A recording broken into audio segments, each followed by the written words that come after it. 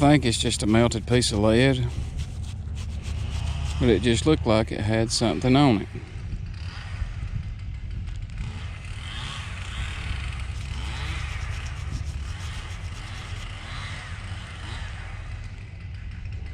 Looks like there's glass.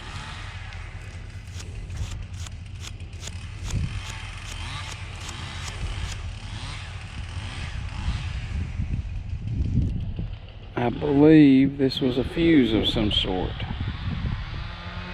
but I may be wrong. Alright, let's go find something else.